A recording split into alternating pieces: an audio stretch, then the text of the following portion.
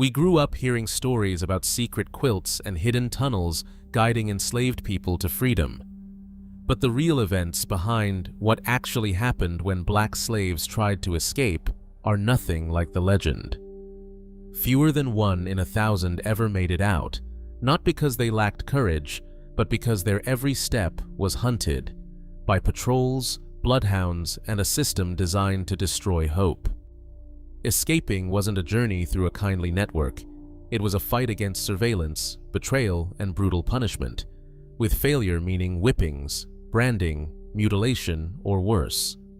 So, what did escape really look like? And how did the myth take hold? The truth shatters everything you thought you knew. Quilt patterns with names like Flying Geese and Drunkard's Path have become symbols of secret codes, supposedly stitched by enslaved women to point the way to freedom. For years, stories have claimed that certain designs meant head north or wait for help, and that these quilts hung on fences or windows like silent beacons to escaping slaves. The idea is so vivid, it has found its way into textbooks, children's books, and even museum tours. But the first book to describe a systematic quilt code did not appear until the 1990s, more than a century after the Civil War. No diaries, letters, or newspaper accounts from the era mention coded quilts, and historians searching plantation records and abolitionist correspondence have found only silence. The legend grew in the space left by that silence, embroidered with every retelling. Tunnels are another favorite detail. Across towns in the north, local legends point to root cellars, old basements, or bricked-up passages as proof of a hidden railway beneath the streets. But nearly all of these so-called underground railroad tunnels date to renovations after the Civil War, built for plumbing, coal delivery, or simply as storm drains. Not one has been documented in antebellum records as a purpose-built escape route. In fact, most freedom seekers traveled above ground, moving by foot, wagon, or riverboat, relying on darkness and their own wits rather than secret passages. The real story is far less theatrical, but it is also more revealing. The truth is not stitched into fabric or buried under city streets. It is found in the choices people made, the risks they took, and the ordinary landscapes they crossed in search of freedom. Stories of the Underground Railroad often shine a lantern in the night, a white station master on a hill, signaling safety to the lost. In children's books and early movies, these figures step forward as the main heroes, the Quaker woman opening her door, the farmer hiding fugitives in his barn, the kindly conductor guiding the way north. Lanterns hung in windows, secret knocks at midnight, coded phrases whispered at the gate. These details give the legend a familiar cast. The term station master itself, now central to the lore, wasn't widely used until decades after the Civil War, when the real events had already faded into memory. These tales offer comfort. The idea that a network of brave, mostly white, helpers stood ready at every turn, turning the journey to freedom into a series of handoffs from one safe house to the next. The narrative centers on the saviors, not the people running for their lives. In the most popular retellings, fugitives are often nameless, rescued by the courage and moral clarity of outsiders who risked everything for justice. This version of the story found its way into school curriculums, museum exhibits, and public monuments. It's a story that reassures, suggesting that help was always close by, and that good people could tip the balance against a brutal system. But the real history is less tidy. The lanterns and secret signals make for good folklore, but they rarely tell us whose courage actually made the difference, or how often freedom was a matter of luck, quick thinking, and the desperate hope that someone, anyone, might answer a knock in the dark. Out of nearly 4 million enslaved people in the United States before the Civil War, only a tiny fraction ever reached permanent freedom by escape. Historians estimate that each year, the number of people who managed to run away and stay free fell somewhere between 1,000 and 5,000. That's less than 0.1% of the enslaved population, a rate so low it barely registers against the scale of slavery itself. Most who attempted flight were caught within days, their absence reported in newspapers alongside detailed descriptions and promised rewards. Slaveholders rarely offered more than 5 or 10% of a person's value for their return, confident that patrols, bloodhounds, and local networks would do the rest. The odds were stacked at every turn. To reach free territory, a person might need to travel hundreds of miles, often on foot, without maps or money.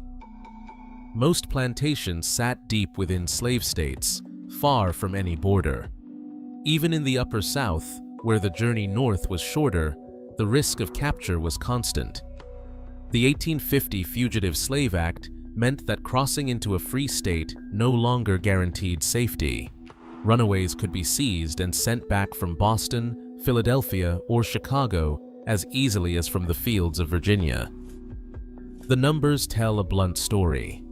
In Virginia alone, over 70 years, advertisements for missing men outnumbered those for women by nearly 6 to 1. Most who tried to run were young men in their teens or 20s, those with the stamina to walk for days, the strength to climb fences, and the nerve to slip past patrols in the dark. Skilled workers like blacksmiths, carpenters, and house servants appeared in runaway ads more often than their share of the population, their trades giving them both the means to blend in and the knowledge to plan a route. Family ties made escape even rarer. Mothers with children faced impossible choices, and most stayed rather than risk separation. A married man might run only when he knew his wife had already been sold away, or when the threat of sale loomed over his own head. For most, the barriers were simply too high. The annual number of successful escapes, at best a few thousand, remained steady for decades, never rising above a statistical whisper. The reality was clear. The path to freedom was not just dangerous. For almost everyone in bondage, it was nearly impossible. A person fleeing slavery in the Deep South faced a journey that could stretch for hundreds of miles, often through hostile and unfamiliar terrain. The distance from Natchez, Mississippi to the Ohio River, a symbolic border between slavery and freedom, measured nearly 600 miles. That route cut through dense forests, swamps, and farmland with no reliable maps and few natural landmarks to guide the way. Most escapees traveled on foot, moving at night to avoid detection and hiding by day in thickets or abandoned barns. Rivers like the Mississippi and the Tennessee offered both opportunity and danger. A fast current could carry someone north, but the banks were watched, and ferrymen were often paid to report anyone who looked out of place. Every county in the slave states maintained patrol ordinances requiring white men to serve on slave patrols. These patrols, sometimes called paddy rollers, roamed rural roads and river crossings, stopping black travelers and demanding to see papers. Anyone found without written permission from an owner could be arrested on the spot. The patrols were supported by a network of informants, overseers, poor whites, even other enslaved people coerced into betraying runaways under threat of punishment. Bloodhounds became a feature of the Southern dragnet by the 1830s. Planters imported Cuban and Southern European breeds and spent years training them to track the scent of black fugitives. The dogs were kept hungry and taught to associate the smell of sweat and fear with the promise of food or reward. Once unleashed, these hounds could follow a trail for miles, ignoring the tracks of white men and focusing only on the scent they'd been trained to hunt. James Williams, who escaped Alabama in the 1830s, described how handlers forced the dogs to chase and attack enslaved people during drills, turning them into implacable enemies. The legal system reinforced the physical barriers. Black people traveling alone were presumed to be runaways unless they carried official freedom papers, which could be seized or destroyed by any white person. Towns posted rewards for information, sometimes just a few dollars, but enough to tempt a farmhand or ferryman into reporting a stranger. In cities, police and private guards patrolled docks, rail yards, and stagecoach stations, watching for anyone who didn't fit the local patterns of movement. The landscape itself offered few places to hide. Open fields left a person exposed to anyone passing by. Swamps and thick woods provided cover, but also brought the risk of snakes, insects, and starvation. Even the weather could become an enemy. Heavy rains washed away tracks, but turned creeks into impassable barriers.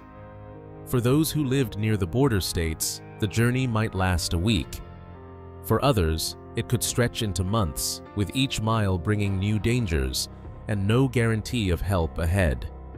The physical and human obstacles worked together, forming a dragnet that caught most before they ever saw the river that marked the edge of slavery. Runaway advertisements tell a blunt story. Most people who managed to escape slavery were young men, usually in their late teens or 20s.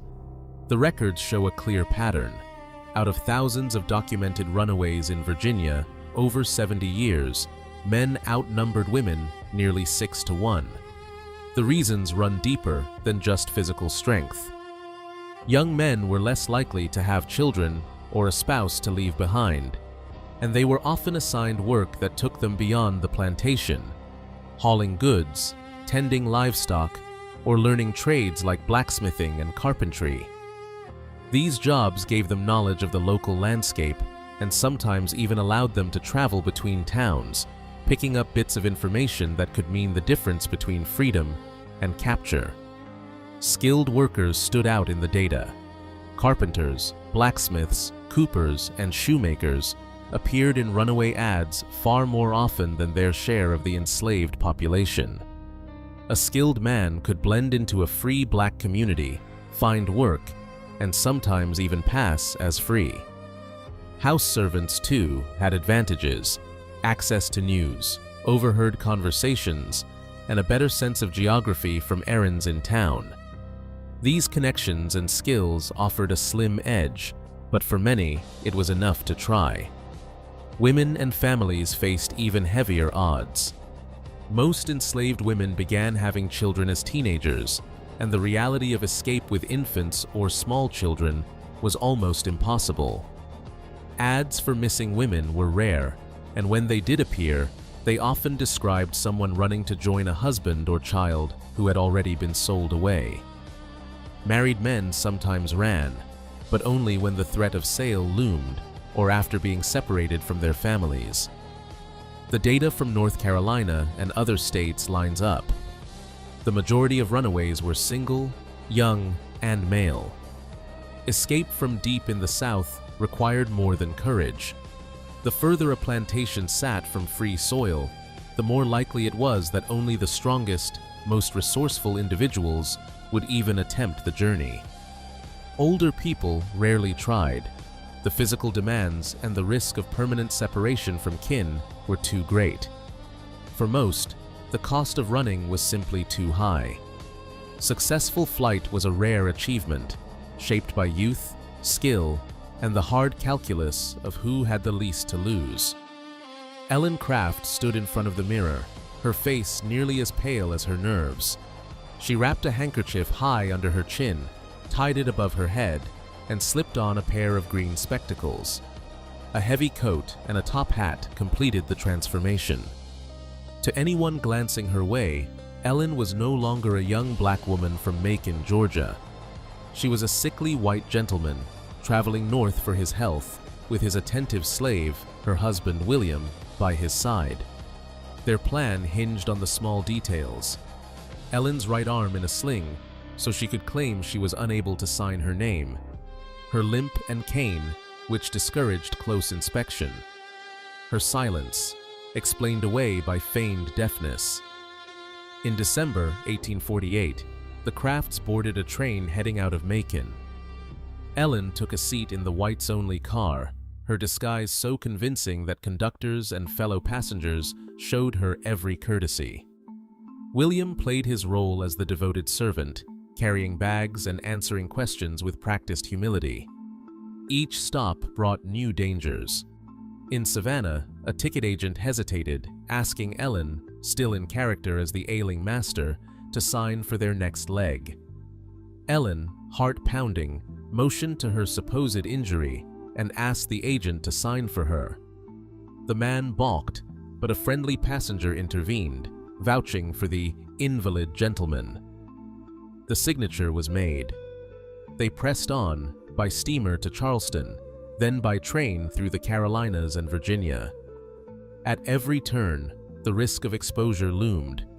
A single slip, a wrong word, a glance held too long, could mean arrest, violence, or sail further south. Yet the crafts kept moving, blending into a world that would have destroyed them if it knew who they were. Their journey spanned more than 1,000 miles, from the heart of Georgia to the free air of Philadelphia. At Christmas, while the South celebrated, Ellen and William Craft stepped off the train into freedom. Their escape, built on improvisation and nerve, was not just a flight from bondage. It was a performance, one that turned the rules of race, gender, and power inside out. For every story of tunnels and lanterns, there was a journey like the Crafts. No secret code, no hidden passage, just two people risking everything, trusting their wits, and betting their lives on a disguise and a hope. Henry Brown stared at the wooden crate, measuring just 3 feet long, 2 feet wide, and 2.5 feet deep. There was barely enough room to curl his body inside. He asked his friend, Samuel Smith, to hammer the lid shut, drive 3 small holes through the top, and label the box, "This side up with care." Brown's escape plan was as stark as it was desperate: ship himself from slavery in Richmond, Virginia, to freedom in Philadelphia, by mail.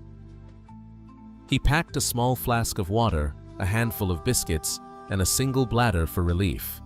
The rest was left to luck, faith, and the schedules of Adams Express. The journey began before dawn on March 23, 1849. Brown's box was loaded onto a wagon, then transferred to a steam train, a riverboat, another wagon, and finally a second train. Each transfer risked exposure. At one stop, handlers flipped the crate upside down for hours, cutting off what little air he had. Brown later described the pressure in his head as nearly unbearable, his eyes swelling, veins bulging, and consciousness slipping in and out. He could hear voices and footsteps, sometimes laughing, sometimes cursing, never knowing if the next jolt would mean discovery or deliverance. Adams Express was known for speed, but the trip stretched to 26 hours. The box was jolted, dropped, and even rolled end over end. Brown's only companions were darkness, thirst, and the sound of his own heartbeat. The 3 air holes barely kept him alive. At one point, the box was left in a warehouse, surrounded by crates of dry goods. Nobody guessed a living man was hidden inside. When the crate finally arrived at the Philadelphia Anti-Slavery Society office, abolitionists James Miller McKim, William Still, and others pried open the lid.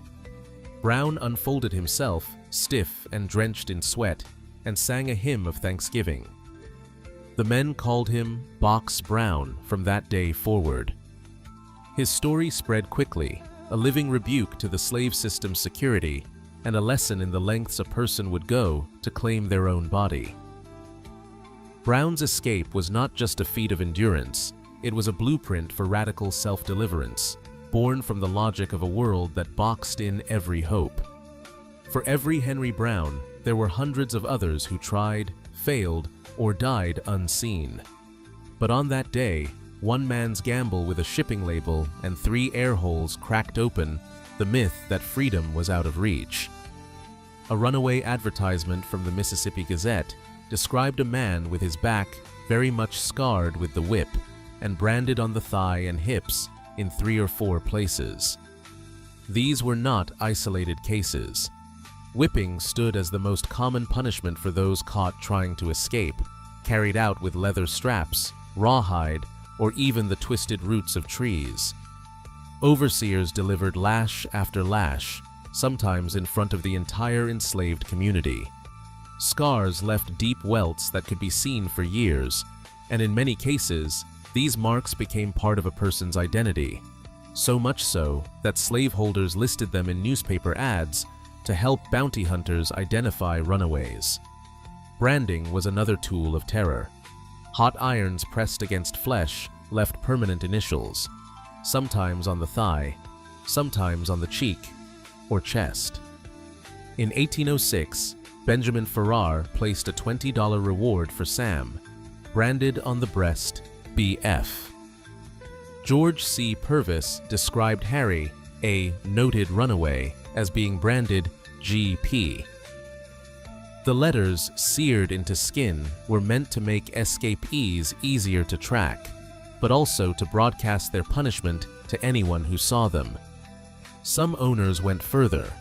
A man named Reuben was branded on the face with the words, "A slave for life." Amputation was reserved for those labeled incorrigible. Notices described missing ears, cropped close to the skull, or fingers and toes cut away. These injuries served 2 purposes. They made running harder the next time, and they turned the body into a living warning. A person missing an ear or bearing a branded cheek could not hide their past, even if they reached a free state. Some advertisements even noted missing teeth, knocked out as punishment or lost to a blow, offering them as identifying features for slave catchers. The message was clear. The cost of failure was written into the flesh. Every scar, every brand, every missing part became both a mark of survival and a threat to anyone who considered following the same path. The body itself became a ledger, tallying both the risks and the price of running. Night fell over Washington, D.C. on April 15, 1848, as 77 enslaved men, women, and children slipped away from homes, hotels, and kitchens across the city. They moved quietly, some carrying infants, others clutching bundles of food or spare shoes, all making for the Potomac Wharf. Their plan was bold. A schooner called the Pearl would carry them 225 miles by water, down the Potomac and up the Chesapeake Bay, toward freedom in New Jersey.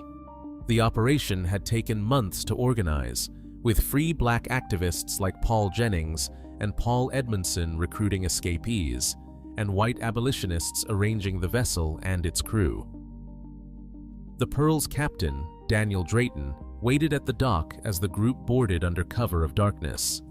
By midnight, the ship eased into the current, its sails catching a stiff spring wind.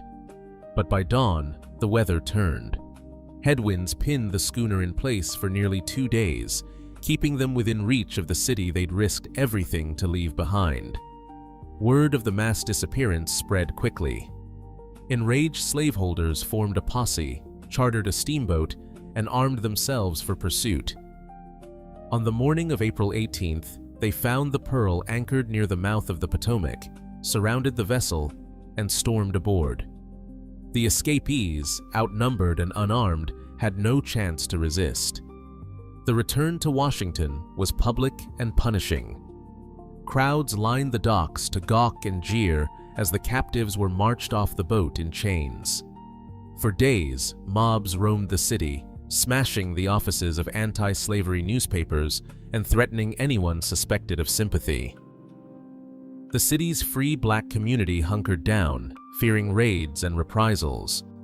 Most of the Pearl's passengers were sold to traders and shipped south, scattered across plantations in Louisiana and Mississippi, separated from families and the only home they'd ever known. The men who had tried to help faced their own reckoning. Drayton and his crew were jailed, facing fines that totaled $10,000, an impossible sum. The message was clear. Any attempt at mass escape would be met with overwhelming force, and those who aided fugitives would pay dearly. The Pearl incident became a warning, not just to those who dreamed of freedom, but to the entire city. A reminder that the system of slavery could reach anyone, anywhere, at any time. A January morning in 1856, the Ohio River lay frozen solid, its surface split by a line of footprints heading north. Margaret Garner, her husband Robert, their 4 children, and a small group of relatives had crossed from Kentucky to Cincinnati in the coldest winter in 60 years. They reached the home of Margaret's cousin, Elijah Kite, believing they'd made it to safety. But word spread quickly. Within hours, U.S. Marshals and slave catchers surrounded the house. Margaret faced a choice no mother should ever have to make. As the officers battered down the door, Margaret seized a butcher knife. She turned first to her 2-year-old daughter, Mary, and killed her rather than see her returned to slavery. She wounded her other children, preparing to take their lives as well, but was stopped before she could finish. The room filled with shouts and chaos. The Garners were dragged back into custody, and the story swept through Cincinnati like a fever. The legal battle that followed became the longest fugitive slave case of the era.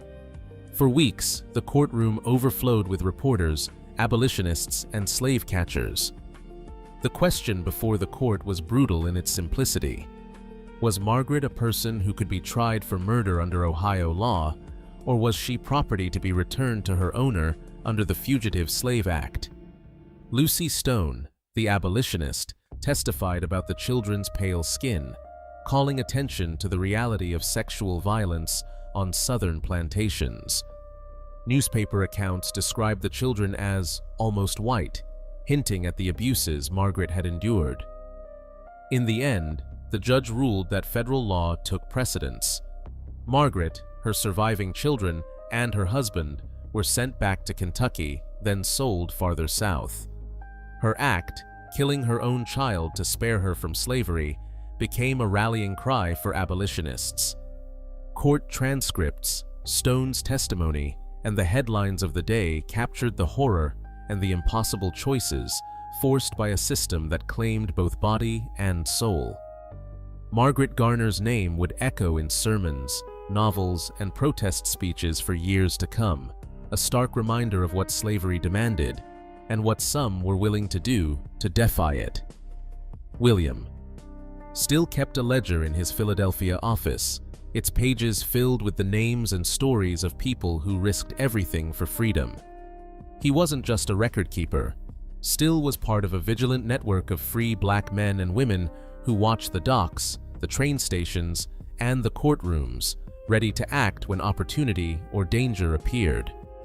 These vigilance committees, operating in cities like Philadelphia, Boston, and Syracuse, organized legal defense, raised funds, and coordinated safe houses.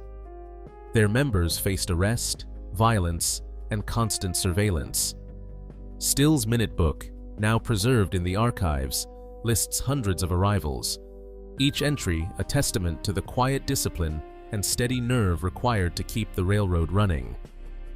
Jane Johnson's story began on a steamboat in July 1855. She was enslaved by John H. Wheeler, a U.S. diplomat, who brought her and her 2 sons north as he traveled to Nicaragua. In Philadelphia, Johnson learned from local black dockworkers that Pennsylvania law recognized her freedom the moment she touched state soil. She made her decision quickly. With the help of Still and the Vigilance Committee, she and her sons slipped away from Wheeler on a ferry, vanishing into the city's black community. Wheeler accused Still and his allies of abduction, and the case landed in court. In a dramatic twist, Johnson risked her own safety to return and testify for the men who had helped her. With the courtroom packed and tensions high, her calm testimony swayed the jury. The rescuers were acquitted, and Johnson's choice to speak for herself became a legend in abolitionist circles. These were not isolated acts of charity or chance. free black communities built their own networks of protection, sometimes formal, sometimes improvised, using churches, meeting halls, and kitchens as safe spaces. Their vigilance was not just about shelter, it was about defending the right to self-determination, even when the law and the streets were hostile. The Underground Railroad's true backbone was this daily, organized resistance, black-led, often unsung, and always at risk. A broken hoe left in the field, a cotton basket with a hidden tear, a cough that lingers just long enough to miss another row. These were the weapons of everyday war. On plantations across the South, resistance took root in small acts woven into the rhythm of forced labor. Enslaved people slowed their pace, swapped seeds, or let a fence post rot in the ground. A snapped plow or a mule that refused to move could cost a master a day's profit, and no overseer could watch every hand at once. Some learned to fake illness so convincingly that doctors could only shrug. Others stole moments to teach a child the letters scratched in dust, risking 39 lashes for every word. In the woods behind the cabins, secret gatherings became makeshift classrooms. An older man tracing the alphabet with a stick, a young woman whispering lines from a tattered Bible by firelight. Knowledge moved from hand to hand, hidden in songs or shared at dusk when the fields fell quiet. Even the smallest theft, a sweet potato, a scrap of cloth, became an act of defiance. These daily choices didn't make headlines or fill the pages of abolitionist newspapers, but they chipped away at the system's foundation. In every broken tool, every lesson shared in secret, the fight for dignity carried on, shaping a quiet rebellion that stretched from the fields to the quarters and back again. Crossing into free territory did not bring the certainty of safety. In northern cities, escapees found themselves in a world that looked nothing like the promised land of abolitionist sermons. The Fugitive Slave Act of 1850 meant that freedom could vanish with a knock at the door or a wrong turn down a city street. Federal commissioners, paid by the case, decided fates with a ledger and a pen. $10 if they ruled the person a fugitive, $5 if they let them go. That price difference hung over every hearing, tilting the scales toward return. A free black man walking to work in Philadelphia might be seized on suspicion alone, unable to testify in his own defense. Even in Boston or Chicago, a person who had survived the journey north could be dragged before a commissioner and sent back south on the word of a claimant. Jobs were hard to find, wages were low, and the fear of betrayal was constant. Some who made it to Canada wrote back about the cold, the loneliness, and the ache of families left behind. For many, freedom meant starting over, always looking over their shoulder, always wondering if the next stranger on the street was a friend or a hunter. The shadow of slavery stretched north, touching every part of a life rebuilt from scratch. Out of nearly 4 million enslaved people in America, fewer than 0.1% escaped to lasting freedom each year, according to census data and Vigilance Society records. The Underground Railroad was not a vast, coordinated network, but a patchwork of brave individuals, many of them black, risking everything to help others. Most who tried to escape relied on their own skill and the quiet courage of those around them. Documents show the consequences for failure were severe: public whippings, branding, sale further south, and family separation. Even those who reached the North faced legal threats under the Fugitive Slave Act and constant fear of recapture. Historians continue to debate how many stories remain undocumented, and many details about secret routes and helpers are lost to time. Yet the evidence is clear. Resistance took many forms, from sabotage to secret schools, defying a system built to erase hope. The struggle for freedom reshaped American law and society, and the fight for dignity and rights did not end at the border of so-called free states.